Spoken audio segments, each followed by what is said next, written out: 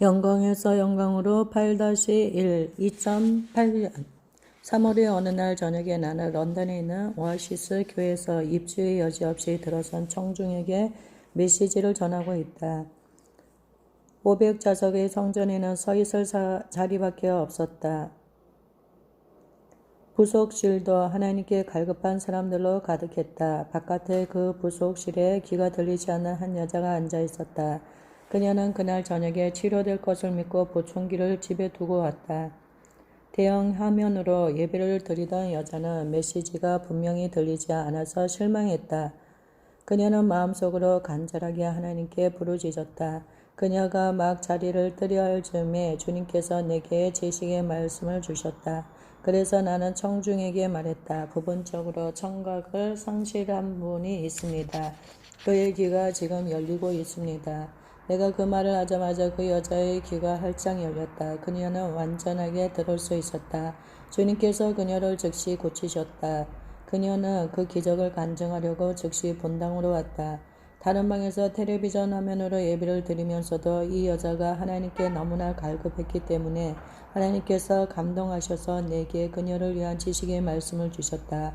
그리고 하나님께서 그녀의 들리지 않던 귀를 치료하셨다. 받을 준비가 된 사람들에게 하나님의 영광을 부으신다. 우리는 하나님께서 하나님의 성품과 선하심을 우리에게 계시하기 원하시고 표적과 기사를 나타낼 하나님의 능력을 우리에게 주기 원하신다는 것을 안다. 어떻게 하면 우리가 하나님의 영광을 받을 준비된 그릇이 될 수 있을까? 어떻게 하나님의 영광을 받는가? 나는 하나님의 영광을 더 받기 위한 5가지 핵심 요소가 있다고 믿는다. 첫 번째, 회개하고 성별하라. 첫 번째 열쇠는 핵심적이다. 요엘서 2장에서 하나님께서 그의 백성에게 회개를 촉구하신다.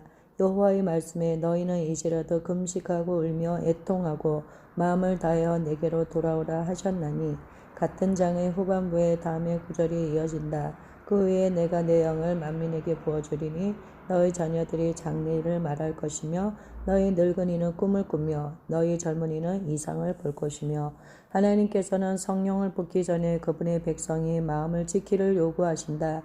하나님의 나타난 임재인 영광이 나타나기 전에 항상 먼저 회개가 있어야 한다.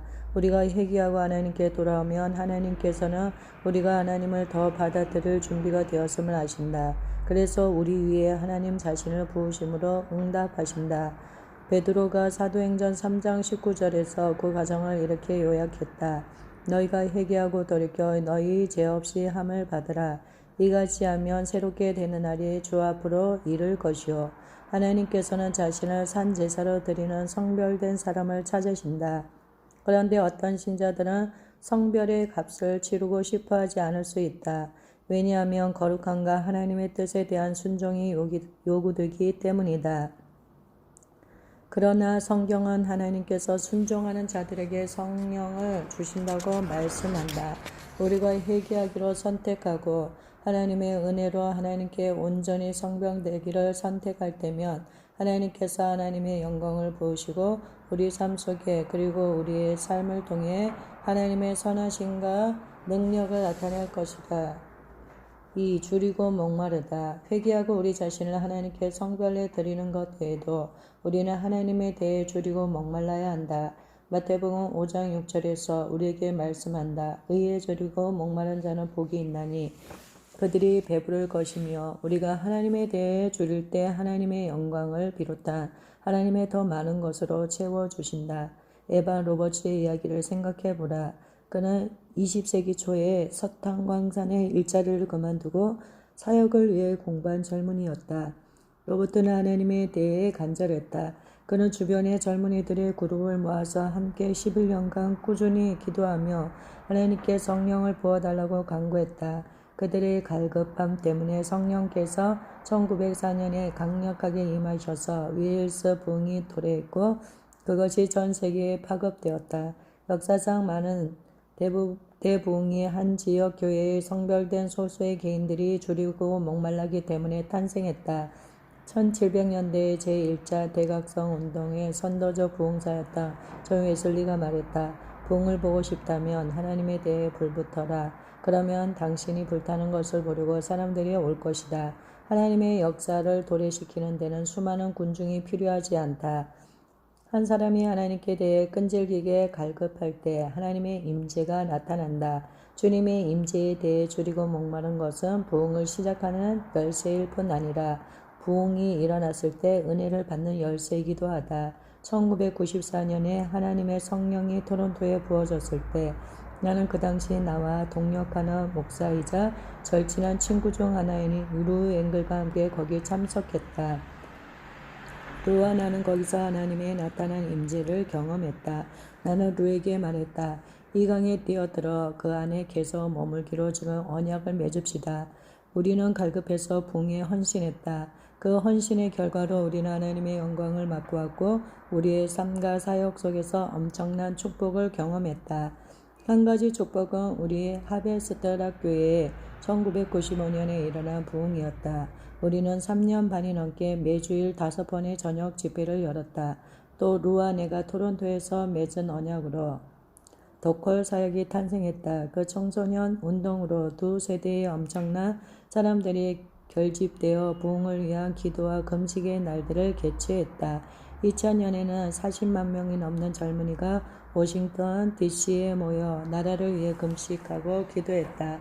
그 다음에는 5만 명의 젊은이가 보스턴에 모였는데 그때는 9.11 비극 직후였다. 이어서 그것은 2002년에 뉴욕주 플러싱 메도우에서 약 9만 명이 모이는 집회로 이어졌다. 2007년에는 내슈빌의 타이탄 스타디움에 7만 명이 모였다.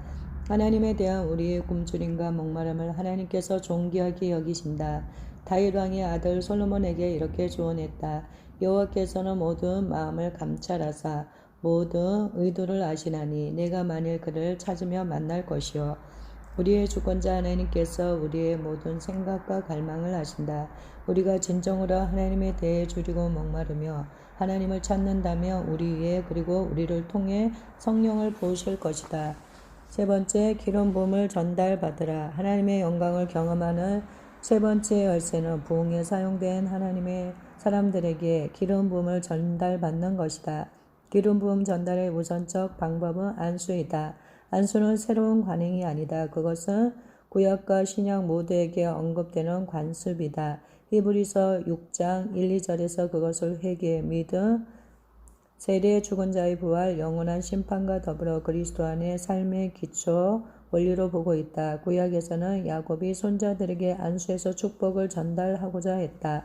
초대교회의 생활에서도 안수가 핵심적 역할을 했다. 사도들이 안수에 고쳤을 뿐 아니라 안수로 영적 은사를 전달했다.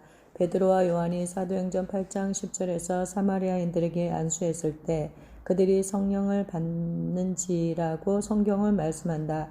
에베소에서 바울이 그들에게 안수하며 성령이 그들에게 임하심으로 방언도 하고 예언도 하니 라고 기록되었다. 안수로 뭔가 전달되는 것을 성경 전체에서 볼 수 있다. 즉 축복, 치유, 방언, 예언 혹은 성령의 침례 등이 전달되었다. 이러한 전달은 오늘날에도 유효하다. 빌리 그레엄이 2004년에 페서디나의 로즈볼 스타디움에서 설교했을 때 나는 기름 부음을 전달받았다. 나는 행사위원회의 다른 4명의 목사와 함께 그레이엄 목사를 만나는 놀라운 영광을 누렸다. 나는 예배 전에 로스앤젤레스 지역의 저명 목회자인 로이드 오길비 박사, 잭 헤이포드 박사, 켄 얼버 감독과 함께 초청을 받아 그를 만났다. 나는 회의 중에 용기를 내어 그레이엄 목사에게 기름 부음을 전달받고 싶다고 요청했다. 나는 그의 겸손한 대답이 놀랐다. 그는 주변에 있던 목사들에게 제가 여러분으로부터 받아야 합니다. 라고 말했다. 그래서 우리는 돌아가며 그에게 안수하고 기도했다. 그 다음에 우리가 둥그렇게 서서 서로 어깨 동무를 한 다음에 그레이엄 목사는 우리에게 우리 모두를 축복하셔서 영혼 구원의 사역자가 되게 해달라고 기도했다. 그것은 능력의 순간이었다. 그가 우리를 위해 기도할 때 나는 바로 그의 옆에 서는 축복을 받았다. 나는 그 기도 시간에 기름 부음을 전달받았다고 믿는다. 성경에서 다른 기름 부음의 전달 방법도 볼 수 있다. 열왕기하 13장 21절에서 말씀한다.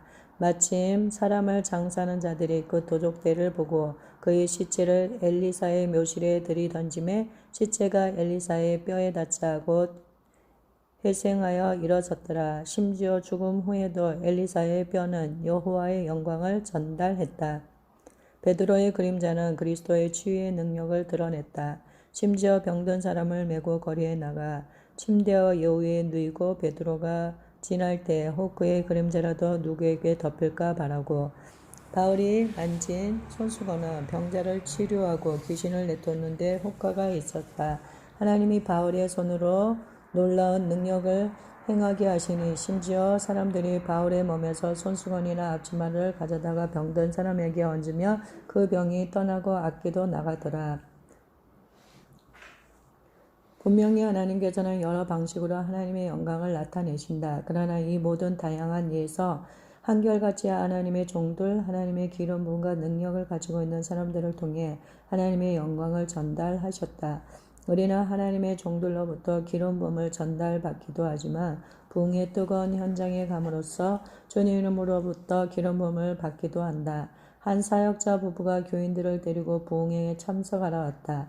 그들이 밤늦게 도착해서 부흥회 장소에 갔더니 예배가 이미 끝난 후였다. 그 그룹 중에 한 아가씨는 신체적 고통을 겪고 있었다.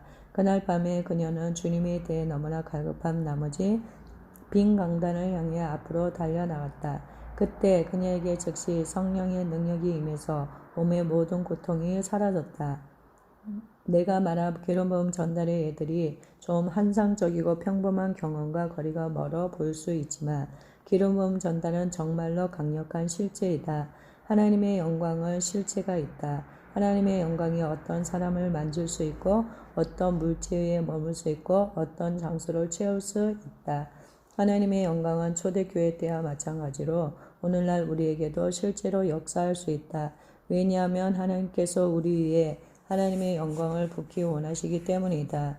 기름 부음을 전달받는 것은 안수를 통해서이든 혹은 부흥의 뜨거운 현장에 참석함을 통해서이든 하나님의 영광을 더 받는 중요한 한 방법이다.